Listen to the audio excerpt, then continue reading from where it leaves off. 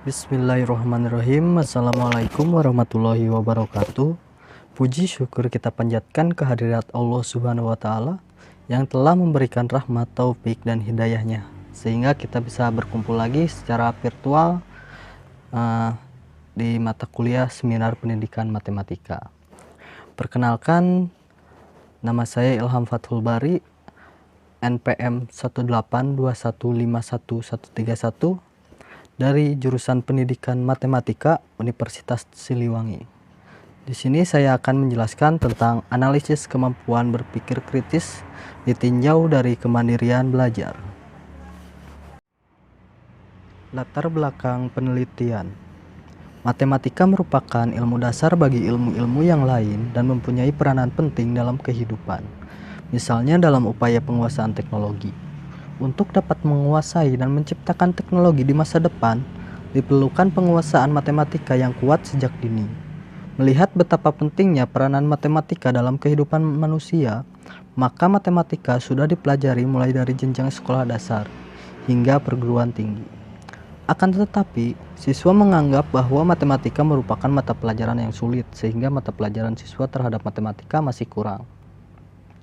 Menurut Klein, sebagaimana dikutip oleh Suherman pada tahun 2003, matematika bukanlah ilmu pengetahuan yang dapat berdiri sendiri, tetapi adanya matematika dapat membantu manusia dalam memahami dan menguasai permasalahan sosial, ekonomi, dan alam.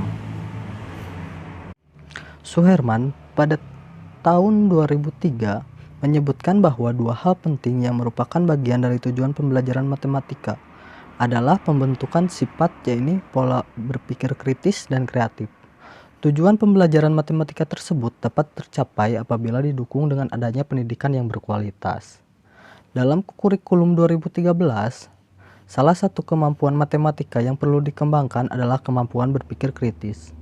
Hal itu tercantum dalam salinan lampiran Permendikbud nomor 58 tahun 2014 tentang kurikulum 2013 SMP atau MTS, bahwa salah satu faktor yang mendasari dikembangkannya kurikulum 2013 yakni penyempurnaan pola pikir yang meliputi penguatan pola pembelajaran kritis. Selain itu, disebutkan juga salah satu kompetensi dasar dalam pembelajaran matematika adalah menunjukkan sikap logis, kritis, analitik, konsisten, dan teliti, bertanggung jawab, responsif, dan tidak mudah menyerah dalam memecahkan masalah.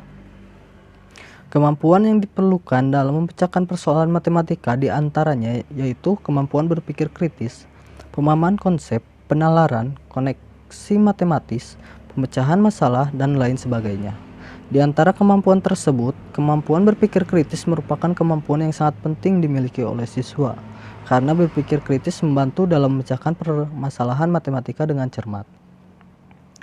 Aspek penting lainnya yang menjadi fokus perhatian dalam pembelajaran matematika adalah sikap atau karakter siswa.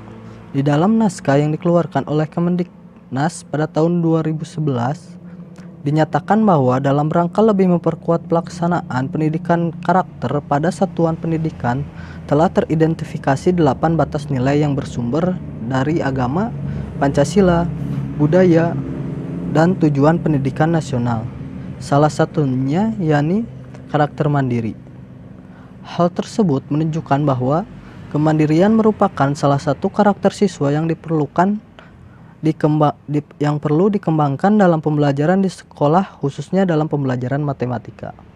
Kurangnya sikap kemandirian siswa dalam belajar dapat dilihat dari hasil pengamatan selama proses pembelajaran di kelas. Rumusan masalah. Berdasarkan latar belakang yang diuraikan sebelumnya, maka rumusan masalah pada proposal ini adalah sebagai berikut. Yang pertama, apakah terdapat kesulitan peserta didik dalam proses kemampuan berpikir kritis matematis? Yang kedua, apakah terdapat pengaruh kemandirian belajar terhadap kemampuan berpikir kritis matematis? Definisi operasional. Kemampuan berpikir kritis. Kemampuan berpikir kritis matematis yang dimaksud dalam penelitian ini adalah proses berpikir yang digunakan untuk mempelajari konsep atau ide-ide matematis yang bersifat abstrak. Pada penelitian ini, indikator kemampuan berpikir kritis matematis diambil berdasarkan tahap berpikir kritis, yakni yang pertama mengusulkan masalah matematis yang didiskusikan, kedua mengajukan alasan logis berupa konsep atau ide sebagai bukti yang valid dan relevan, yang ketiga menyimpulkan hubungan antara ide-ide untuk menyelesaikan masalah matematis, dan yang keempat mengambil tindakan berupa penyelesaian dalam masalah matematis. Kemandirian belajar. Kemandirian yang dimaksud dalam penelitian ini adalah kemampuan siswa dalam menyelesaikan tugas-tugas belajarnya dengan upaya sendiri tanpa bergantung pada orang lain. Adapun indikator kemandirian yang digunakan pada penelitian ini yakni yang pertama ketergantungan terhadap orang lain, yang kedua memiliki kepercayaan diri, yang ketiga berperilaku disiplin, yang keempat memiliki rasa tanggung jawab, yang kelima berperilaku berdasarkan inisiatif sendiri, dan yang keenam melakukan kontrol diri. Tujuan penelitian. Berdasarkan rumusan masalah yang telah dikemukakan, maka tujuan dari penelitian ini adalah yang pertama untuk menganalisis kemampuan berpikir kritis matematis peserta didik. Yang kedua untuk menganalisis pengaruh kemandirian belajar terhadap kemampuan berpikir kritis matematis peserta didik. Manfaat penelitian. Yang pertama, manfaat teoritis. Secara teoritis, penelitian ini diharapkan dapat meningkatkan kemandirian belajar peserta didik terhadap upaya peningkatan kemampuan peserta didik dalam meningkatkan kemampuan berpikir kritis dalam proses pembelajaran. Yang kedua, manfaat praktis. Bagi guru, hasil penelitian ini dapat dijadikan pertimbangan untuk mengembangkan kemampuan berpikir kritis matematis peserta didik ditinjau dari kemandirian belajar. Yang kedua, bagi peserta didik, instrumen penelitian ini dapat digunakan untuk mengetahui kemampuan berpikir kritis matematis peserta didik yang dimiliki sehingga dapat digunakan untuk meningkatkan kemandirian belajar peserta didik. Yang ketiga, bagi peneliti, hasil penelitian ini dapat dijadikan sebagai referensi untuk penelitian yang sejenis. Landasan teori. Kajian teori kemampuan berpikir kritis. Pengertian kemampuan berpikir kritis. Definisi tentang berpikir menurut Morgan sebagaimana dikutip oleh Rifai dan Ani pada tahun 2012 merupakan rangkaian proses kognisi yang bersifat pribadi atau informasi processing yang berlangsung selama terjadinya stimulus sampai dengan munculnya respon. Itu berarti adanya stimulus dapat memicu seseorang untuk melakukan proses berpikir sehingga dapat menghasilkan suatu respon yang diharapkan. Fisher pada tahun 2008 mendefinisikan berpikir kritis sebagai berpikir evaluatif yang mencakup baik itu kritis maupun berpikir kreatif, dan yang secara khusus berhubungan dengan kualitas pemikiran atau argumen yang disajikan untuk mendukung suatu keyakinan atau rentetan tindakan selanjutnya. Menurut Ennis pada tahun 1985, yang artinya berpikir kritis adalah berpikir secara beralasan dan reflektif dalam memutuskan apa yang hendak diyakini atau dilakukan. Terdapat ciri-ciri tertentu yang dapat diamati untuk mengetahui bagaimana tingkat kemampuan berpikir kritis seseorang. Berikut ciri-ciri berpikir kritis menurut Wijaya pada tahun 2010. A. Mengenal secara rinci bagian-bagian dari keseluruhan. B. Pandai mendeteksi masalah. C. Mampu membedakan ide yang relevan. D. Mampu membedakan fakta yang fiksi atau pendapat. E. Mampu mengidentifikasi perbedaan atau kesenjangan-kesenjangan informasi. F. Dapat membedakan argumentasi logis dan tidak logis. G. Mampu mengembangkan kriteria atau standar penilaian data. H. Suka mengumpulkan data untuk pembuktian faktual.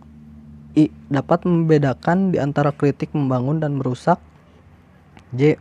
Mampu mengidentifikasi pandangan perspektif yang bersifat ganda yang berkaitan dengan data. Salah satu kemampuan yang penting untuk dikembangkan dalam pembelajaran matematika adalah kemampuan berpikir kritis matematis. Berpikir kritis dalam mempelajari materi matematika akan menjadikan siswa mampu mengorganisasi kemampuan berpikir kritis matematisnya. Hal itu dapat dilakukan melalui kegiatan komunikasi, yakni dengan mengkomunikasikan berpikir matematisnya secara koheren dan jelas kepada siswa yang lain, guru, dan orang lain. Menganalisis dan mengevaluasi berpikir kritis matematis dan strategis menggunakan bahasa matematik untuk mengekspresikan ide-ide matematis dengan tepat, menurut Kurniasih pada tahun 2012. Indikator kemampuan berpikir kritis. Menurut Ennis pada tahun 1985, kemampuan berpikir kritis terdiri dari 12 indikator, yakni merumuskan masalah, menganalisis argumen, menanyakan dan menjawab pertanyaan, menilai kredibilitas sumber informasi, melakukan observasi dan menilai laporan hasil observasi, membuat deduksi dan menilai deduksi, membuat induksi dan menilai induksi, mengevaluasi, mendefinisikan dan menilai definisi, mengidentifikasikan asumsi, memutuskan dan melaksanakan, dan berinteraksi dengan orang lain. Berpikir kritis dapat terjadi melalui suatu tahapan berpikir.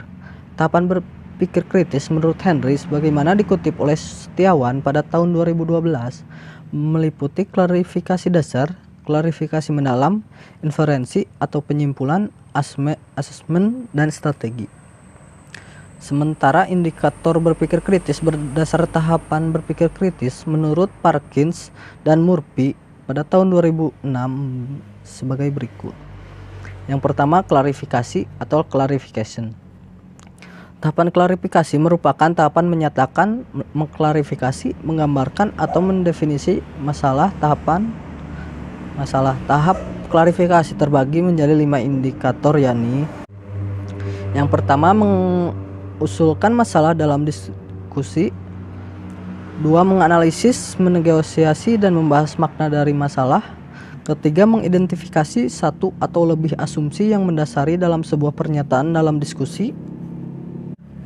Keempat, mengidentifikasi hubungan antara pernyataan atau asumsi. Dan kelima, mendefinisikan atau mengkritisi definisi istilah yang relevan. Lalu ada assessment atau tahap penilaian. Tahap penilaian merupakan tahap menilai aspek-aspek seperti membuat keputusan pada situasi, mengemukakan fakta-fakta argumen, atau menghubungkan masalah dengan masalah yang lain. Tahap penilaian terbagi menjadi 5 indikator, yakni 1. Menetapkan atau meminta alasan yang diajukan sebagai bukti yang valid. 2. Menetapkan atau meminta alasan yang diajukan sebagai bukti yang relevan. 3. Menentukan kriteria penilaian seperti kredibilitas sumber. 4. Membuat pertimbangan nilai pada kriteria penilaian atau situasi atau topik. Dan 5. Memberikan bukti atau pilihan kriteria penilaian. Lalu yang terakhir ada penyimpulan atau inference. Tahap penyimpulan merupakan tahap di mana siswa dapat menunjukkan hubungan antara sejumlah ide, menggambarkan kesimpulan yang tepat dengan deduksi dan induksi, menggeneralisasi, menjelaskan, dan membuat hipotesis. Tahap penyimpulan terbagi menjadi 5 indikator, yakni membuat deduksi yang tepat, membuat kesimpulan yang tepat, tiba pada suatu kesimpulan, membuat generalisasi, dan menyimpulkan hubungan antar ide-ide. Lalu yang terakhir, strategi atau strategis. Tahap strategi merupakan tahap mengajukan dan mengevaluasi sejumlah tindakan yang mungkin. Tahap strategi terbagi menjadi 4 indikator, yakni yang pertama, mengambil tindakan. Kedua, menjelaskan tindakan yang mungkin. Ketiga, mengevaluasi tindakan yang mungkin. Dan keempat, memprediksi hasil dari tindakan yang diusulkan. Berdasarkan uraian teori yang telah dikemukakan oleh para ahli, maka indikator kemampuan berpikir kritis matematis yang digunakan pada penelitian ini mengacu pada indikator berpikir berdasarkan tahapan berpikir kritis menurut Parkins dan Murphy pada tahun 2006. Kemandirian belajar. Pengertian kemandirian belajar. Kemandirian merupakan salah satu dari 18 pendidikan karakter yang perlu dikembangkan pada pembelajaran di sekolah. Menurut Hidayati, pada tahun 2013, kemandirian adalah kemampuan seseorang untuk mengarahkan diri sehingga dapat memenuhi kebutuhan dirinya dengan upaya sendiri atau sedikit bantuan dari orang lain, sehingga individu mampu mewujudkan keinginannya secara nyata sesuai perkembangan dan kapasitas yang dimilikinya. Kemandirian siswa yang dimaksud adalah kemandirian siswa dalam belajar matematika. Berdasarkan definisi kemandirian yang telah diungkapkan di atas, dapat disimpulkan bahwa kemandirian belajar siswa adalah aktivitas belajar siswa yang mempunyai ciri atau sifat mandiri, yakni tidak tergantung pada orang lain sehingga dengan upaya sendiri mampu menyelesaikan tugas-tugas belajarnya. Robert Ronger, sebagaimana dikutip oleh Hidayati dan Listiani pada tahun 2010, mengungkapkan seseorang dikatakan mandiri jika dapat bekerja sendiri secara fisik, dapat berpikir sendiri, dapat menyusun ekspresi atau gagasan yang dimengerti orang lain, dan kegiatan yang dilakukan disahkan sendiri secara emosional. Indikator kemandirian belajar. Indikator kemandirian siswa menurut Hidayati dan Listiani, yakni A. Ketergantungan terhadap orang lain, B. Memiliki kepercayaan diri, C. Berperilaku disiplin, D. Memiliki rasa tanggung jawab, E. Berperilaku berdasarkan inisiatif sendiri, dan F. Melakukan evaluasi diri. Sementara menurut Sumarmo pada tahun 2006 ada beberapa indikator yang dapat digunakan untuk mengukur kemandirian belajar, yakni A. Inisiatif belajar, B. Mendiagnosa kebutuhan belajar, C. Menetapkan target dan tujuan belajar, D. Memonitor, mengatur, dan mengontrol kemajuan belajar, E. Memandang kesulitan sebagai tantangan, F. Memanfaatkan dan mencari sumber yang relevan, G. Memilih dan menetapkan strategi belajar, H. Mengevaluasi proses dan hasil belajar, I. Memiliki self-konsep atau konsep diri.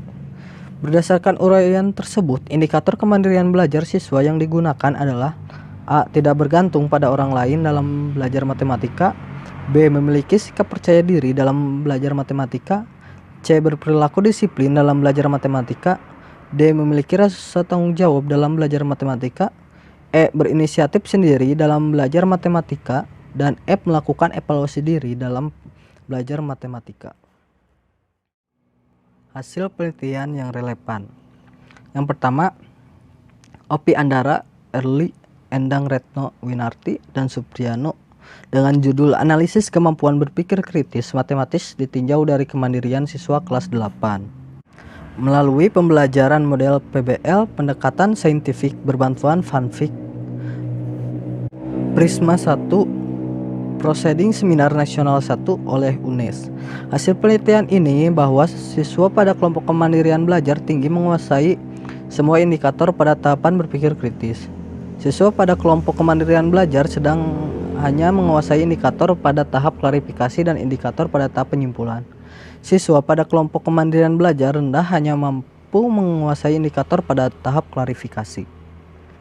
Lalu yang kedua, Cici Mursari pada tahun 2019 dengan judul Deskripsi Kemampuan Berpikir Kritis Matematis dalam Kemandirian Belajar Siswa ditinjau dari gaya belajar, Alphamed oleh UMP.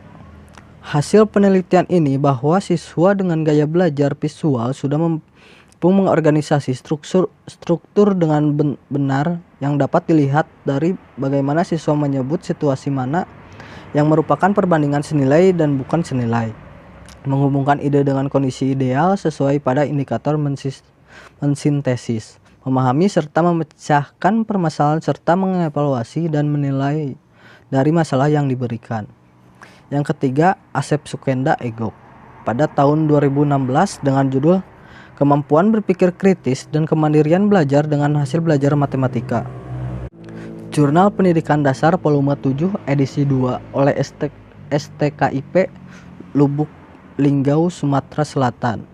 Hasil penelitian ini bahwa untuk mencapai suatu hasil belajar yang maksimal dalam kegiatan pembelajaran, guru harus lebih sering memotivasi siswa serta memberikan kesempatan pada siswa agar aktif, kreatif, kritis, serta dapat mengembangkan interaksi siswa sehingga dapat memahami materi yang disampaikan dalam proses pembelajaran di sekolah.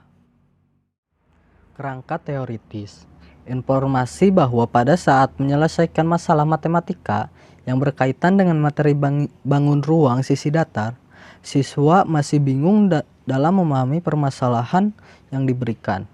Siswa belum lancar saat menulis rumus atau konsep yang akan digunakan untuk menyelesaikan masalah. Siswa kesulitan dalam menentukan langkah untuk menyelesaikan masalah matematis. Selain itu, siswa juga belum lancar dan masih kurang teliti dalam melakukan proses penyelesaian masalah sehingga siswa masih banyak memerlukan bimbingan dari guru pada saat diminta menyelesaikan masalah matematika. Untuk mengatasi masalah tersebut, diperlukan suatu inovasi pembelajaran yang dapat membuat siswa mampu meningkatkan kemampuan berpikir kritis matematis, yang diharapkan dan menumbuhkan karakter kemandirian dalam siswa. Inovasi pembelajaran yang dapat digunakan dalam hal ini dapat berupa model pembelajaran, pendekatan pembelajaran, dan media pembelajaran. Fokus penelitian. Fokus pada penelitian ini yaitu untuk mengetahui kemampuan berpikir kritis matematis menurut Wijaya. Terdiri dari ciri-ciri yaitu A. Mengenal secara rinci bagian-bagian dari keseluruhan. B. Pandai mendeteksi permasalahan. C. Mampu membedakan ide yang relevan dengan yang tidak relevan. D. Mampu membedakan fakta dengan fiksi atau pendapat. E. Mampu mengidentifikasi perbedaan-perbedaan atau kesenjangan-kesenjangan informasi. F. Dapat membedakan argumentasi logis dan tidak logis. G. Mampu mengembangkan kriteria atau standar penilaian data. H. Suka mengumpulkan data untuk pembuktian faktual. I. Dapat membedakan di antara kritik membangun dan merusak. J. Mampu mengidentifikasi pandangan perspektif yang bersifat ganda yang berkaitan dengan data dari ditinjau dari kemandirian belajar siswa dengan indikator yaitu A. Klarifikasi atau clarification, lalu B. Assessment, C. Penyimpulan atau inference, D. Strategi atau strategis. Penelitian ini berfokus pada siswa kelas 8 SMP Negeri 5 Brebes. Prosedur penelitian. Metode penelitian. Penelitian ini merupakan suatu penelitian menggunakan metode penelitian kualitatif. Metodologi penelitian kualitatif adalah metode penelitian yang digunakan untuk meneliti pada kondisi objek yang alamiah. Sebagai lawannya eksperimen, di mana penelitian adalah sebagai instrumen kunci. Teknik pengumpulan data dilakukan secara triangulasi atau gabungan. Analisis data bersifat induktif dan hasil penelitian kualitatif lebih menekankan makna daripada generalisasi menurut Sugiono pada tahun 2012. Objek dalam penelitian kualitatif adalah objek yang alamiah atau natural setting. Sehingga metode penelitian ini sering disebut sebagai metode naturalistik. Objek alamiah adalah objek yang apa adanya, tidak dimanipulasi oleh peneliti, sehingga kondisi pada saat peneliti memasuki objek, setelah berada di objek, dan setelah keluar dari objek relatif tidak berubah, menurut Sugiono pada tahun 2012. Sumber data penelitian. Menurut Spradley dalam Sugiono pada tahun 2012, dalam penelitian kualitatif tidak menggunakan istilah populasi tetapi dinamakan social situation atau situasi sosial yang terdiri dari 3 elemen, yaitu 1. Tempat, 2. Pelaku, 3. Aktivitas. Tempat atau place. Penelitian ini dilaksanakan pada jenjang pendidikan sekolah menengah pertama, yaitu di SMP Negeri 5 Brebes.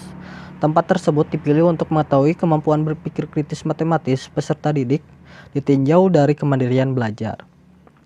Lalu yang kedua ada pelaku atau aktor.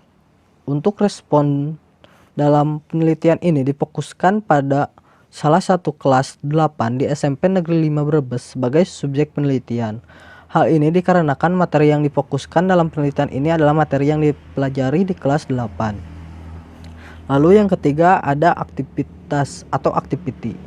Penelitian ini berpacu pada kegiatan 40 peserta didik dengan mengerjakan 4 soal dengan indikator kemampuan berpikir kritis matematis dengan menggunakan aspek berpikir kritis menurut Wijaya dan soal non-tes kemandirian belajar siswa berupa indikator untuk mengetahui kemampuan berpikir kritis matematis peserta didik ditinjau dari kemandirian belajar. Teknik pengumpulan data penelitian. Untuk memperoleh data yang sesuai dengan tujuan penelitian, maka harus menggunakan teknik data yang tepat. Salah satu tahapan penelitian yang paling penting adalah fase pengumpulan data. Teknik pengumpulan data merupakan langkah yang paling strategis dalam penelitian, karena tujuan utama dari penelitian adalah mendapatkan data. Menurut Sugiono pada tahun 2012. Dalam penelitian ini, teknik pengumpulan data yang digunakan adalah pemberian tes kemampuan berpikir matematis untuk mendapatkan data kemampuan berpikir kritis matematis masing-masing peserta didik. Kemudian untuk mengukur kemandirian belajar peserta didik dilakukan dengan cara memberi soal non-tes berupa angket. Data utama yang dikumpulkan dalam penelitian ini adalah data tentang kemampuan berpikir kritis matematis peserta didik ditinjau dari minat belajar. Data ini dikumpulkan dengan teknik tes dan non-tes. Instrumen penelitian. Pada penelitian ini, peneliti bertindak sebagai instrumen. Instrumen dalam penelitian ini adalah angkat kemandirian belajar yang memilih subjek penelitian, angkat kemandirian belajar, dan butir soal tes kemampuan berpikir kritis matematis, dan pedoman wawancara. Lalu, teknik analisis data. Teknik analisis data yang digunakan dalam penelitian ini mengacu pada pendapat Mills dan Huberman menurut Sugiono pada tahun 2011, di mana proses analisis terdiri dari 3 bagian, yaitu reduksi data. Reduksi data. Proses data ini dilakukan proses memilih data, memfokuskan pada hal-hal yang penting, menyederhanakan dan merangkum data, dan menyimpan dalam bentuk catatan. Proses reduksi ini dilakukan dari sebelum penelitian sampai dengan laporan akhir selesai. Lalu kedua, penyajian data. Proses lain dalam analisis data adalah penyajian data. Pada proses ini dilakukan penyusunan data yang relevan dengan penelitian sehingga memungkinkan diperoleh suatu kesimpulan. Data yang disusun bisa dalam bentuk narasi, bagan, dan grafik. Lalu ketiga, yaitu penarikan kesimpulan atau verifikasi data. Bagian ketiga dalam analisis data kualitatif adalah penarikan kesimpulan atau verifikasi data. Proses ini dilakukan untuk mencari makna, penjelasan, pola, dan petunjuk dari data yang telah dikumpulkan. Prosedur penelitian. Penelitian ini dilakukan dalam 4 tahapan, yaitu yang pertama, penelitian pendahuluan. Penelitian pendahuluan ini dilakukan di luar lapangan. Di luar lapangan, peneliti melakukan studi literatur dan menentukan rumusan masalah. Lalu kedua, persiapan. Pada tahap ini, peneliti mengidentifikasi dan melakukan analisis data. Hasil penelitian pendahuluan kemudian menentukan fokus permasalahan yang akan diambil dan menentukan tujuan penelitian. Setelah itu, peneliti melakukan studi literatur. Ketiga, pelaksanaan. Pada tahapan ini, peneliti mengumpulkan data yang diperlukan dan juga menganalisisnya. Data yang dikumpulkan berupa catatan hasil kajian literatur. Lalu keempat, penyelesaian. Pada tahapan ini, peneliti menyelesaikan laporan akhir peneliti berupa proposal penelitian. Sekian pemaparan proposal penelitian kualitatif yang berjudul Analisis Kemampuan Berpikir Kritis Matematis ditinjau dari kemandirian belajar dari saya. Mohon maaf apabila banyak kesalahan. Wassalamualaikum warahmatullahi wabarakatuh.